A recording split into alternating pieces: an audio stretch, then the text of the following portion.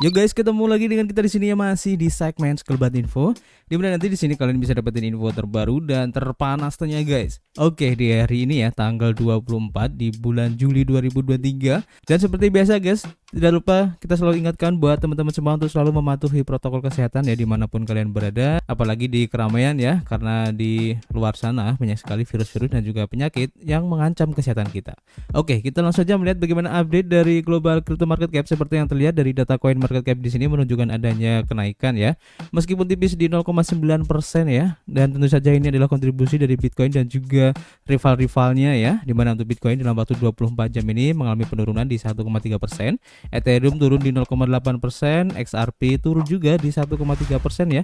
Dan kalau kita lihat di sini rata-rata untuk pergerakan dari altcoin ini tidak jauh berbeda ya kalau kita lihat. Dan kalau kita lihat di sini pergerakannya rata-rata di 0 sampai 1% aja ya untuk perubahannya, dan rata-rata tuh merah semua guys ya. Kemudian kalau kita lihat di sini untuk pergerakan dari Bitcoin seperti yang terlihat di sini ya, dari chart Bitcoin untuk time frame daily-nya terlihat setelah kemarin itu mencoba retest di harga 30 ribuan ya, tepatnya di MA20 untuk time frame daily-nya, dan terus setelah close candle tadi pagi langsung terjadi penurunan yang cukup lumayan guys. Seharusnya ya kalau kita lihat dari close candle-nya harusnya ini kuat ya untuk kenaikannya, tapi saya kurang tahu ya untuk informasi terupdate-nya kenapa Bitcoin turun pada jam-jam segini. Nanti kita akan informasikan ya kira-kira kenapa kok tiba-tiba setelah close candle yang hijau ini tiba-tiba Bitcoin turun ya. Nanti kita akan informasikan kepada teman-teman semua. Jadi tetap stay tune aja ya. Dan kita langsung saja melihat ya untuk informasi hari ini. Pertama kita lansir dari harian Yuda Today ya, dan masih berhubungan dengan update dari drama yang terjadi antara Ripple dan juga SEC, dimana untuk advokat XRP ini mengungkap detail banding eksplosif ya dari SEC kemarin guys. Pengacara yang berpengaruh dan juga perwakilan hukum pemegang XRP yaitu John Dayton ini telah mengungkapkan bahasan penting tentang kemungkinan pengajuan banding atas keputusan dalam kasus SEC melawan Ripple guys. Dia menggunakan media sosial untuk mengklarifikasi ya bahwa banding tidak selalu berarti kemunduran ya bagi para pendukung kripto. Pertama-tama, ahli menjelaskan bahwa keputusan Hakim Torres baru-baru ini akan tetap berlaku setidaknya selama 2 tahun jika banding diajukan, menciptakan periode penyangga yang signifikan guys. Dayton lebih lanjut membahas dampak dari hasil banding potensial, dan ia menyatakan keyakinannya akan kekuatan keputusan Hakim Torres, khususnya mengenai faktor hukum yang dikenal sebagai faktor perusahaan umum. Pengacara pemegang XRP memperkirakan ya bahwa kemungkinan sirkuit kedua membatalkan bagian putusan ini sangat kecil guys. Ini menunjukkan ya bahwa meskipun SEC menang dalam penjualan tertentu yang dilakukan oleh Ripple di bursa, SEC mungkin tidak akan mendapatkan kemenangan penuh dalam kasus ini guys. Kemungkinan banding oleh SEC masih belum pasti dengan para ahli yang terbagi dalam masalah ini guys, dan beberapa orang berpendapat bahwa komisi tersebut tidak mungkin berhasil dalam pengajuan bandingnya. Yang lainnya menarik perhatian pada kasus baru-baru ini di mana SEC meminta pengadilan untuk mengabaikan bagian-bagian tertentu dari keputusan Ripple dalam gugatan terhadap Terraform Labs dengan alasan ketidakpatuhan terhadap undang-undang sekuritas yang ada dan prinsip-prinsip uji Howey. Langkah ini ya ditafsirkan oleh banyak orang sebagai sinyal kecenderungan SEC untuk mengajukan banding dalam kasus Ripple ini guys. Jadi kita akan update lagi nanti ya perkembangannya, dan masih berhubungan dengan Ripple juga ya seperti yang dilaporkan oleh Daily Hodl di sini, di mana dari tim Ripple sendiri ya yang bekerjasama dengan perusahaan riset dan pengembang untuk menjalankan eksperimen CBDC dan juga kripto guys. Jadi Ripple Labs bekerjasama dengan perusahaan riset dan pengembangan yang berbasis di Eropa Utara untuk menjalankan eksperimen yang berpusat pada aset kripto dan mata uang digital bank sentral atau CBDC. Dalam postingan blog perusahaan baru, Ripple mengatakan ya akan berkolaborasi dengan SuperHow, sebuah laboratorium penelitian teknologi blockchain swasta yang berbasis di Latvia untuk mengerjakan proyek aksiologi, sekuritas token dan infrastruktur penyelesaian yang dibangun di atas buku besar XRP ya atau XRP Ledger. Ripple dan SuperHow telah memulai kolaborasi ambisius yang dikenal sebagai Project Axiology. Kolaborasi ini berfungsi sebagai katalisator untuk menguji dan menerbitkan aset digital, termasuk mata uang digital bank sentral dan stablecoin, untuk meningkatkan kepercayaan regulator terhadap keselamatan dan keamanan aset digital transformatif ini. Aksiologi adalah infrastruktur sistem perdagangan dan penyelesaian sekuritas yang ditokenisasi ya, atau biasa disebut DLT-TSS. Infrastruktur ini memungkinkan berbagai lapisan infrastruktur pasar modal saat ini untuk hidup berdampingan ya dalam satu lapisan teknologi yang mengarah pada berbagai sinergi, efisiensi proses, dan model bisnis baru guys. Kolaborasi ini sejalan dengan komitmen Ripple untuk mendorong inovasi dan memajukan adopsi teknologi blockchain di industri keuangan. Menurut Ripple, inti dari kemitraan ini adalah agar regulator itu dapat menguji keamanan dan keselamatan aset kripto. Dengan menjadikan DLT Pilot Regime sebagai subjek pengujian yang ketat melalui proyek Axiology, regulator mendapatkan jaminan yang tak tertandingi mengenai ketahanan dan keamanan aset digital. Ripple mengatakannya bahwa proyek ini bertujuan untuk menyoroti aplikasi bisnis dunia nyata inti untuk tokenisasi dan aset digital di SFP Ledger. Nah, ini menarik ya. Semoga aja kita doakan untuk kerjasama antara Ripple dan Superhow ini bisa menghasilkan sesuatu yang cukup menarik ya, dimana nanti tentu saja bisa memperluas ya adopsi untuk SRP itu sendiri guys. Kita akan nantikan seperti apa ya efeknya. Dan kita lanjut ke informasi berikutnya. Kita lansir dari harian Crypto News ya. Dan di sini diinformasikan bahwa South Korea atau Korea Selatan ya, yaitu ada sebuah bank yang bernama Hana. Ini akan mengerjakan alternatif CBDC dan stablecoin. Nah, ini menarik juga. Jadi KEB Hana Bank Korea Selatan akan bekerjasama dengan Bank Sentral Korea atau BOK dalam uji coba CBDC dan alternatif stablecoin seperti setoran token. Menurut surat kabar Mail Kyungjae, Hana Bank sekarang berpartisipasi aktif dalam proyek bukti konsep CBDC BOK yang sedang berlangsung. Surat kabar tersebut mencatat bahwa BOK dan Hana akan secara aktif berpartisipasi dalam persiapan dari sistem mata uang berdasarkan teknologi blockchain. Kedua belah pihak sekarang sedang melakukan penelitian internal tentang setoran tokenized. Bank-bank sentral telah melihat ya stablecoin populer sebagai inspirasi dalam proyek CBDC mereka sendiri. Namun mereka percaya bahwa mereka dapat menjadi lebih baik ya dengan meningkatkan desain stablecoin konvensional. Mereka telah mulai beli koin semacam itu sebagai uang token pribadi yang beredar sebagai instrumen pembawa, seperti yang ditunjukkan oleh The Blazes dan kawan-kawan pada awal tahun ini guys. Stablecoin populer seperti USDT dan dipatok dalam USD mengalami beberapa tingkat volatilitas harga. Dan volatilitas ini adalah sesuatu yang tampaknya ingin dihindari ya oleh bank sentral dengan cara apapun dengan proyek CBDC mereka guys. Pada bulan April, Bank for International Settlements atau BIS menerbitkan sebuah makalah tentang setoran token dan potensinya untuk menggantikan stablecoin di sektor keuangan dan perbankan.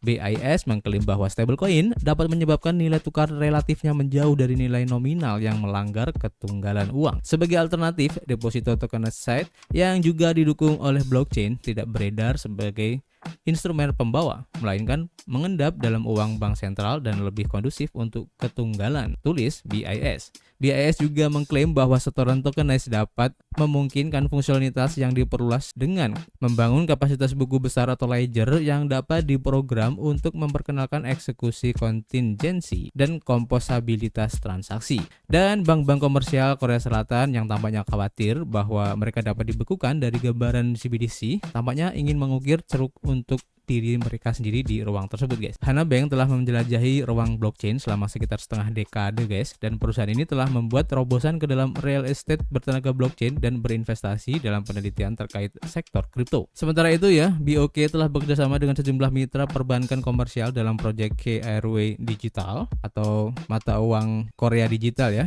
Mail Kyungjae menyebut deposito tokenized sebagai topik hangat yang muncul ya di dunia keuangan. Makalah BIS pada bulan April ditulis bersama oleh Yoon Song Shin, mantan penasihat ekonomi kepresidenan Korea Selatan. Lembaga penelitian manajemen keuangan Woori Bank milik saingannya yaitu Hana, Woori Financial Management Research Institute juga baru-baru ini menerbitkan laporan tentang deposito tokenized. Dan outlet media mencatat bahwa bank-bank komersial domestik mulai menunjukkan minat yang besar ya terhadap tokenized deposito token ketika Gubernur BOK Lee Chang-yong mengatakan kepada para peserta di sebuah acara BIS pada bulan Maret bahwa deposito tokenized diperlukan dalam industri perbankan.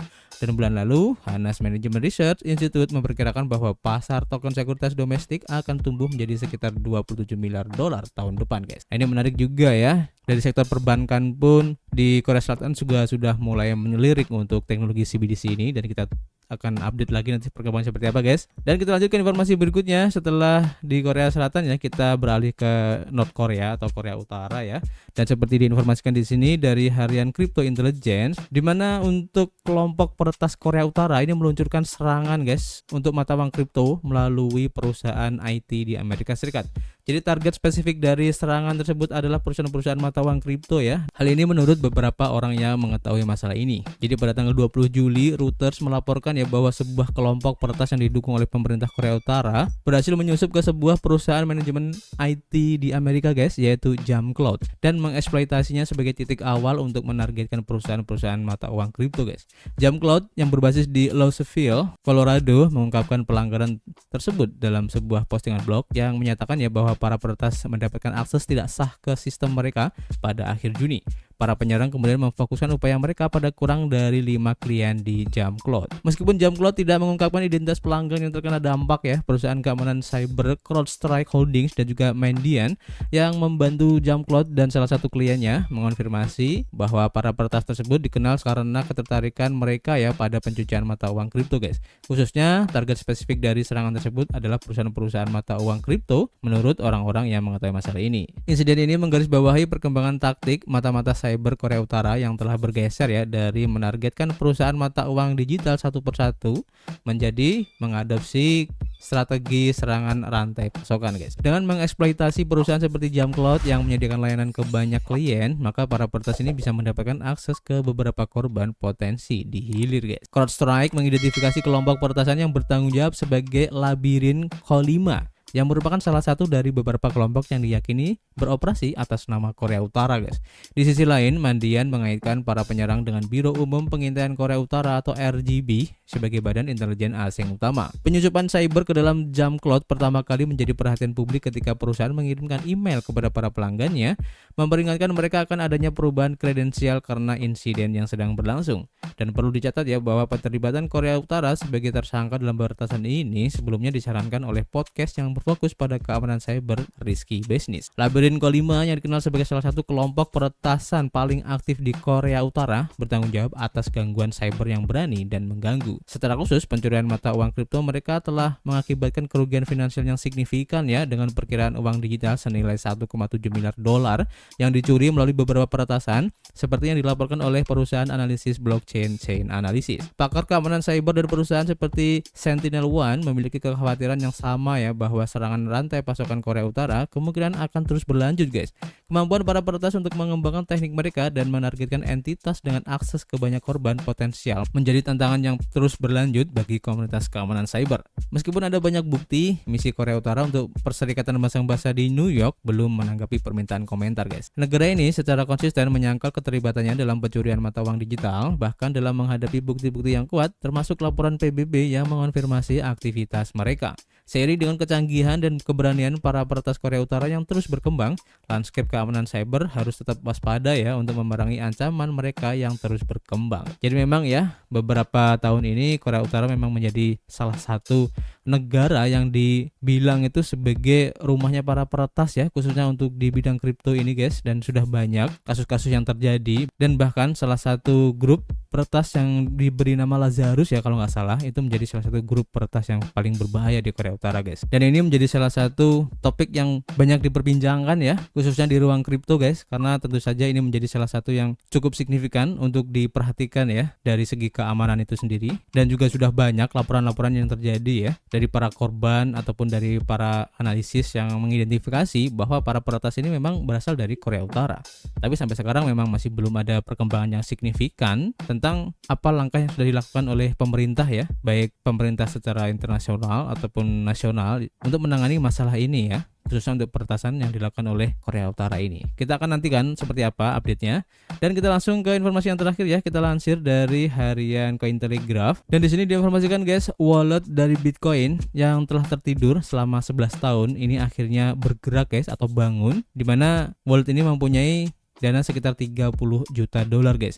Jadi paus Bitcoin anonim naik lebih dari 600.000% ya dari pembelian Bitcoin tahun 2011 dengan harga di 4,92 dolar ya waktu dulu tuh guys. Dan dompet Bitcoin yang tidak aktif yang menyimpan lebih dari 1037 Bitcoin senilai 31 juta dolar dengan harga saat ini ya, tiba-tiba terbangun setelah tertidur selama 11 tahun dan memindahkan seluruh simpanannya guys. 1037 Bitcoin ditransfer di tengah harga Bitcoin sebesar 29.956 $7 ya, dan mulai berlaku pada ketinggian blok di 799.701 sekitar pukul 10:51 pagi waktu UTC pada tanggal 22 Juli. Ini menurut data dari BitInfoChart. Alamat yang sudah lama tidak aktif tersebut memperoleh 1037 Bitcoin pada 11 April 2012 ketika harga Bitcoin hanya di $4,92 guys.